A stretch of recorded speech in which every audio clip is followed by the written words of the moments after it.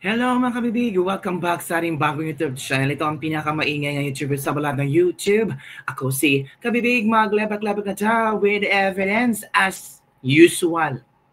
Sinagot ni Undersecretary Spokesperson Attorney Claire Castro ang paratang ni VP Sara na di umano'y si F. Eliza Marcos ay sangkot sa isang krimen sa Amerika na kung saan natagpo ang tsugi sa tangko at sa loob ng kayang room ay white powdery substance. May nakitang white powdery substance.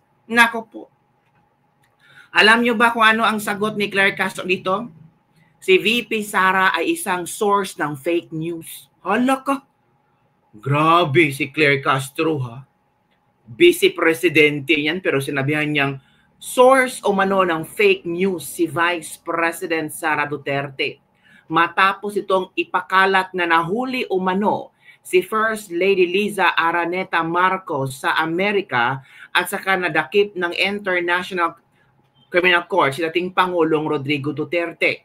Ayon kay Castro, hindi na dapat pagkatiwalaan si Duterte dahil sa pagkakalat ito ng fake news at disinformation. So sino ba ang pwede nating pagkatiwalaan? Si Castro? Yan ang sagot ng ilang netizens. So ikaw Claire Castro, ang pagkakatiwalaan namin. Mali-mali nga yung news mo. Ikaw nga, yung sobrang fake news dahil sinabi mo na sa zona ni Pangulong Duterte na ipinangako niya ng 7 pesos per kilo na bigas. Mali pala yun. Maling interpretation pala yun. Sabi ng iba, nagbubabubahan ka ba talaga, Claire Castro? Ito kabibig ha, ito yung statement ni Claire Castro after niyang tanungin tungkol sa pasabog ni VP Sara. Ito kabibig ha, manood tayo kung paano pinagtanggol ni Claire Castro si F. Eliza Marcos. Of course, kailangan niyang ipagtanggol si F. Eliza Marcos, di ba? Kasi nagtatrabaho siya kay Bongbong Marcos. Don't tell me. Kung tanungin si Claire Castro tungkol dito sa pasabog ni VP Sara, isasabihin niyang totoo yan. Di ba? So ito kabibig, makinig tayo mga kabibig. Ang fake news. Siya pala ang source ng fake galing. Ang fake news. Siya pala ang source ng fake news na ito na pinapakalat laban sa unang ginang sa kay First Lady. Unang-una po, kailangan pa ba natin paniwalaan ang mga ganitong klaseng istorya na nanggagaling sa Vice Presidente? Hala? So it means hindi natin paniwalaan si VP Sara? Yun ba ang pino-point out ni Claire Castro? Kailangan pa bang paniwalaan itong sinasabi ng ating Vice President? So sino ang pwede naming paniwalaan? Si Bongbong Marcos na sinabi niyang trilyon-trilyon ang investment na pumapasok sa Pilipinas? Paniwalaan namin si Bongbong Marcos tungkol sa 20 pesos na kilo ng bigas? Diba? Mga kabibig. Ang hirap ipagtanggol ang pamilyang Marcos. Tandaan po natin, dumating si First Lady sa Pilipinas, March 10, 2025. Kung gusto niya pong alamin yan bilang Vice Presidente, may records po yan. March 11, nagkaroon po ng event si First Lady with the representatives of Girl Scouts of the Philippines. That's May 11, 2025. Pwede po ba natin ipakita? Ipakita natin. O yan. Makikita po natin na kasama niya ang ilan sa mga representatives ng Girl Scouts of the Philippines. Nandiyan po si Dr. Cristina Lim Yuson, National President. Mrs. Teresita Gonzalez, GSP Central Board Member. At si Mrs. Rosaline Davadilla, National Executive Director. March 11 po, nang naaresto or dinala ang dating Pangulong Duterte sa ICC. Paano po ito maiko-correlate kay First Lady? Samantalang March 11, nandito na siya sa Pilipinas, kasama ang sinabi po natin mga representatives ng Girl Scouts of the Philippines. Oh, kasi hindi mo clear up ang dates, Claire Castro. Posible namang nangyari na ang krimen. Nangyari naman talaga eh. Namatay yung tantang ko, di ba namatay? Di ba mga kabibig namatay doon, may investigasyon, may police report, na nandun ang pangalan ni Liza Marcos. Hindi natin alam kung anong mga nangyayari at nakauwi ang Liza Marcos para hindi sumabog ang balita, kailangan pagtakpan ang isang balita. Yun talagang nangyari, di ba? Ang pino-point out ni VP Sara is para hindi mabalita yung nangyari kay F. Elisa kasi talagang isang malaking pasabog yun kasi related to drugs, kailangan pagtakpan yun ng balita ni Duterte. Yun ang pino-point out ni VP Sara. Hindi mo na gets? Ito po, ang sinabi ni VP Sara, ay walang paggalang sa pamunuan, sa organisasyon ng Girl Scouts of the Philippines. Paano mo i-connect yan sa Girl Scout of the Philippines? Wala ang pakialam ang Girl Scout of the Philippines kung pumunta ba si F. Elisa doon or wala. Ay naku pa, i-connect? My goodness. Nandahil lang sinabi ni VP Sara, wala na siyang galang sa Girl Scout of the Philippines. So, how do we define respecting the Girl Scout of the Philippines? Diba? Pinapalabas niya na ang event na to ay hindi nangyari. Bilang Vice Presidente, hindi po ba dapat inalam niya muna kung itong mga taong pong itong nabanggit ko from the Girl Scouts of the Philippines ay totoong nagkaroon ng meeting sa ating First Lady? Wait muna, Claire Castro. Bakit? Question ba ni VP Sara yung meeting niya sa Girl Scout with F. Elisa? Hindi naman na. Sabi ba ni VP Sara, fake yung nag-meeting sila? Hindi naman na. Hindi nagsabi si VP Sara na fake yung meeting niya, fake ang meeting ni F. Elisa at ang Girl Scout. Wala naman na. Ikaw lang ang nagsalita tungkol dyan. Ikaw lang ang nagbigay ng reasoning tungkol dyan. Hindi mo nasagot ang tanong. Ang tanong, totoo ba na sangkot si F. Elisa sa krimen? Nandun sa police report? Yun ang tanong, hindi yung Girl Scout. Do not expound your answer to yung explanation mo tungkol sa Girl Scout because VP Sara don't care about that explanation mo tungkol sa Girl Scout. Walang pakialam kung ilang araw or how many days or kung anong gagawin ni F. Elisa doon sa Girl Scout. Diba? Layo naman tag. My goodness. So ano? Tanong natin, dapat pa bang paniwalaan ang mga sinasabi ni Vice Presidente kung sa kanya naman pala nanggagaling ang mga fake news at disinformation na ito? So kay VP Sara pala nang gagaling ang mga fake news. Nako po, yan ang sabi ni Claire Castro. Ano bang sinabi ni VP Sara mga kabibig? Ito lang naman ang pasabog ni VP Sara. Sa mga hindi na pa nakapanood sa pasabog ni VP Sara, ito lang naman. Ito. Wait for our kabibig. Loading pa siya. Ano ba yan, VP Sara? Magsalita ka na.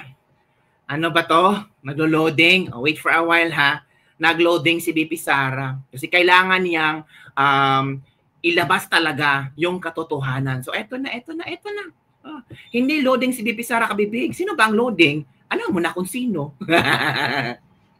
Eto na kabibig. Nung nagkaroon ng malaking krimen sa Estados Unidos na merong namatay dahil sa drug overdose at makikita. Di ba, Claire Castro, totoo namang may namatay? Di ba, Claire Castro? So, fake news to. So, fake news na walang namatay or totoong may namatay.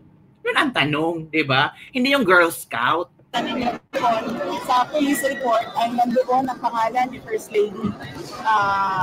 Based sa police report, nandoon ang pangalan ni First Lady. Tinanong ba ni VP Sara kung nakauwi ba ang si First Lady or na-detain ang First Lady? Hindi naman na. VP Sara is talking about the police report. VP Sara is not talking about na-detain si F. Elisa, hindi nakauwi si F. Elisa. No. Or si F. Elisa ay nakipag-meet sa Girl Scout. Hindi naman. VP Sara is talking about the police report na nandun ang pangalan ni F. Elisa Marcos. Diba? Gets mo? Lisa Marcos na isa sa mga tao doon sa loob ng kwarto kung saan yung tao ay nag-overdose sa suspected drug overdose sa hotel room at ang daming nakikitang white powder substance na sinabi doon sa police report ay suspected cocaine din, ay bigla nilang kinuha si Pangulong Duterte. Yun mga kabibig, yun ang pinopoint out ni VP Sara para pagtakpan ang malaking iskandalo sa Amerika, kailangan dakpin si Pangulong Duterte for ICC. Hindi naman tungkol sa Girl Scout. Ano ba naman yan? Bakit tungkol sa Girl Scout? Trabaho ang ipatupad, puro kachismis, sabi ng isang netizen para kay Claire Castro. Imbis atupagin mo yung mga nagawa ni Marcos na project, yun dapat sabihin mo sa bayan, puro ka Duterte, Claire Castro. Dahil puro issue ni Sara na walang kwenta ang itinatanong sa kanya. Hala, puro lang walang kwentang ando daw mga kay VP Sara. Ito pa mga kabibig. Ano bang nagawa ni BBM? Ito mga. Mura man kag naay gamay, murag naay something. Kung talagang fake news ang VP, bakit hindi kayo magsampa ng kaso? Patunayan mo na mali siya. Patunayan nyo na mali ang police report from US. Yun na. Yun na ang sigaw ng mga tao. Ihabla nyo si VP Sara. Ihabla mo na mali-mali ang police report o walang police report, di ba? Ito pa, kasuhan nyo kung fake news, hindi puro dada. Lalabas din ang totoo, madam, antay lang kami, huwag kayo puro Duterte. VP yan, syempre, alam niya kung ano nangyari sa loob ng administrasyon ni Bangag. Alam mo nga, pero hindi ka na umiimik. Hala, patunayan mo kung kay VP talaga galing yung fake news. O ikaw ang pakana ng fake news. Nako, move on ka na ma'am. May pinag-aralan ka. Insakto mo tama at nakabuluhan na pang mga comment ng mga tao kabibig ba? Ay parang hindi sila sang-ayon sa rason ni Claire Castro para ipagtanggol si F. Eliza Marcos. At sabihin pa talaga niya si VP Sara na source ng fake news. Grabe. Ano bang fake news na ibinalita ni VP Sara? Kabibig, yung sinabi ni Claire Castro, ito daw fake news. Hindi daw sangkot si F. Eliza sa krimen sa Amerika. Pero totoong namatay. Totoong may namatay. At totoong may police report. 'Di ba? Ang tanong, sino ang matapang na maglalabas ng police report na galing sa Amerika? Yun. Kasi yun ang pwedeng makasagot kung talagang fake news si VP Sara.